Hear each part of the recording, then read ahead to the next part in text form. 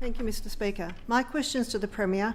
Premier, you promised that Warragamba Dam will not be raised. Since then, I know the Reconstruction Authority has revised plans. Will you support me to have your promise legislated by amending Part 5A of the Water Act to allow the operation of Warragamba Dam to facilitate flood mitigation downstream of the dam and remove any mention of raising the dam wall? I call for Premier.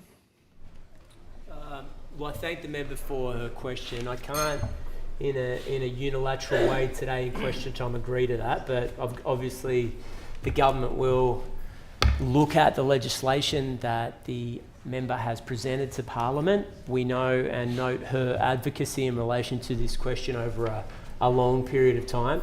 I know the issues of Warragamba Dam quite well. I remember travelling to Warragamba and looking at it when I was the Shadow Minister for Water. I remember that time. They used to derisively call me the water boy. It was a horrible time for me. But that's where it started. I have to say, that's where it all started. Member for Bankstown. Anyway, Mr Speaker, and look, you know, the issues, just to refresh everybody's memory, have been quite well ventilated. The original cost for raising Warragamba Dam wall was about $650 million, but within a very short space of time, it had been revealed that the actual cost was closer to $2 billion. This is in 2022 or 2021.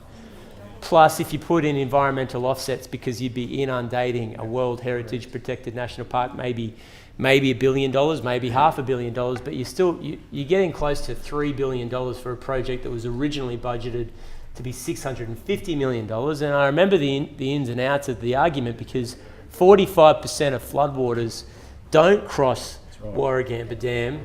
They come in through, see if I can remember, the Grose, the Colo, the Nepean. Yeah, love to hear your insights, mate.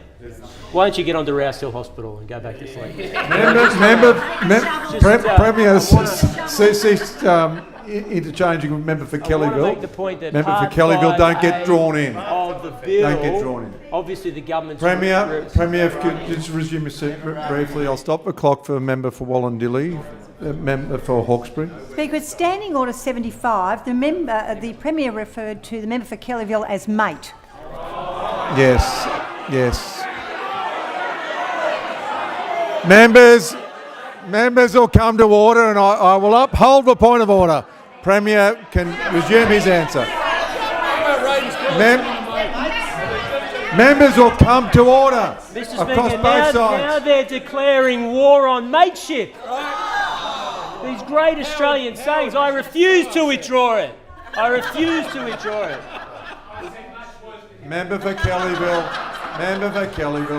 So, Mr. Speaker, the legislation isn't required as it pertains to government policy, because we're not going to change our view. I understand the member's concern, though, after this government's tenure. What will the future bring? I don't know. I mean, the costs are unlikely to come down. So let me scrutinise the bill and report back to Parliament.